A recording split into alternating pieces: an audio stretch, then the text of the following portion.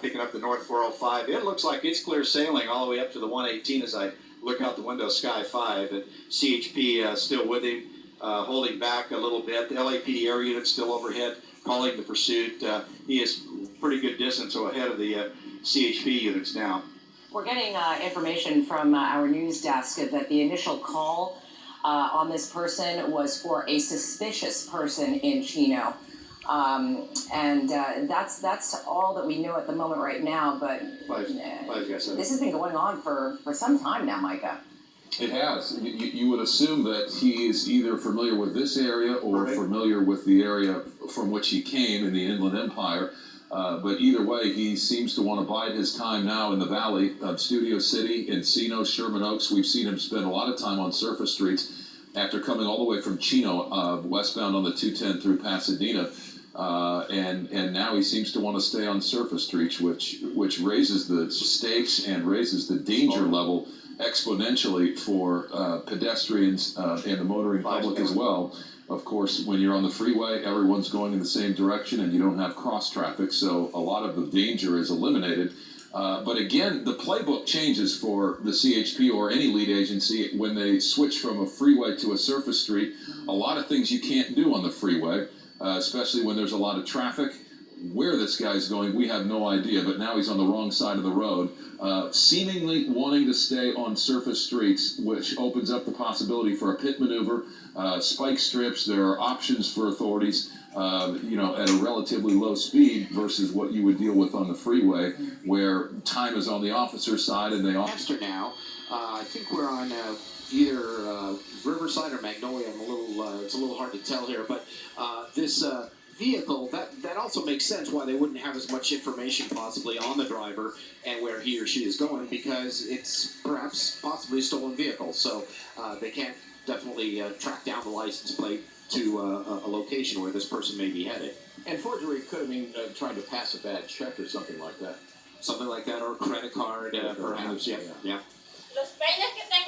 Where are we once again, Will? At this point. Oh, did you see that? Okay, we just saw somebody throw something at that vehicle. Now, one of the CHP units will stop and talk to that person. Absolutely. Not sure what was going on there, but obviously, the CHP and the LAPD do not want people to get involved in pursuit and trying to slow it down.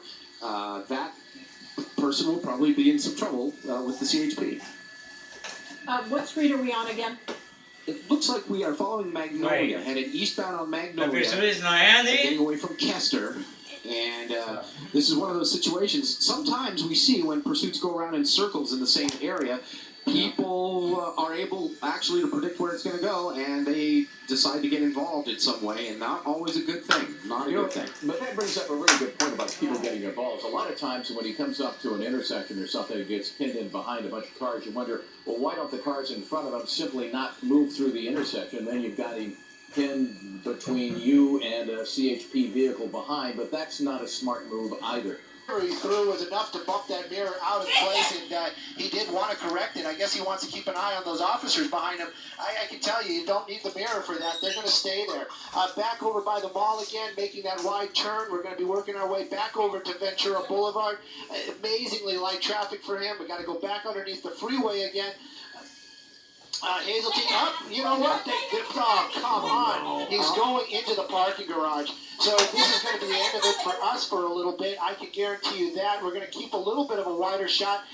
Definitely going to keep my pilot, John, this afternoon when I'll be watching the exits. I'm turning up the scanner right now to make sure that no officer is going to be shouting out that he's coming out somewhere. But making his way into a parking garage this afternoon. Now, this parking garage, might not be the best plan as a getaway. We've seen these in the past where they run into the mall, but you can see this parking garage does have an area right there where it's right up against the store.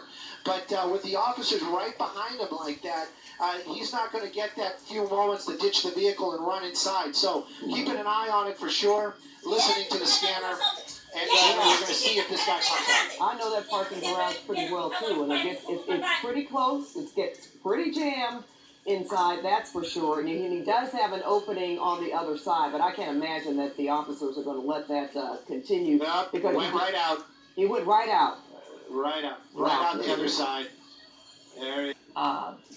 And there it is again. Yeah, and on the left side of our screen is the live picture, which indicates that he is still on the move. Back onto Magnolia. He's still on the move, leaving the mall parking lot. He's getting onto Magnolia now. Back onto Riverside. And back onto Riverside. So he is not stopping yet. If there's any good news here, it's that he's a forgery suspect. He's not wanted for a violent crime. We don't know if there's any potential violence in his nature, but certainly erratic driving is.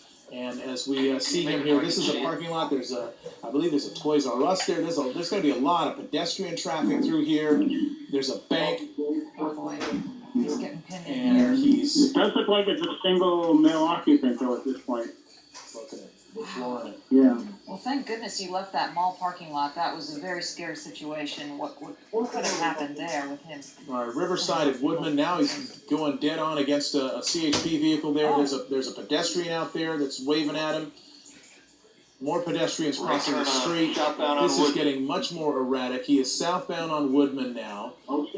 Again, watching this person kind of circling this area. We're not sure what he's trying to do. That's what it's so hard to figure out here.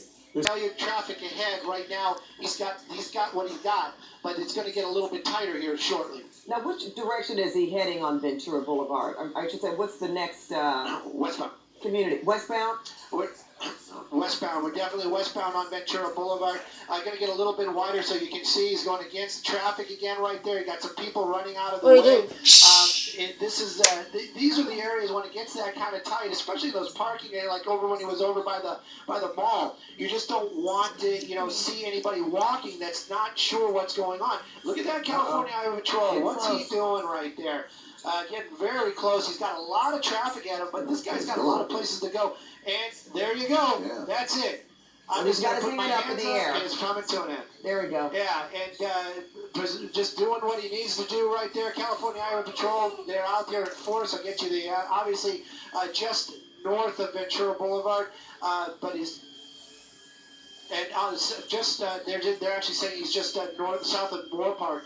But this pursuit coming to an end out here, this person basically doing what he needs to do. It seems like he almost knows what he needs to do. Going to get a little bit closer there as they take him into custody. But what an uneventful ending, and thank God nobody got hurt. But this guy just kind of giving it up at the end there, coming to a stop, and California Highway Patrol taking him into custody. I think you said it a while ago. I think this guy was just buying time, a little more time before they slap the cuffs on him. Because he did stay in there. Spends his night in jail. He stayed in the same vicinity. It seems like if he was really thought he could get away, then he would have jumped back on a freeway. But he stayed in the North Hollywood, Sherman Oaks, Studio City area, and there you go. So he had his joyride, and we'll see what else happens from there, Stu, in terms of this possible forgery charge. No paper slippers tonight and a bologna sandwich.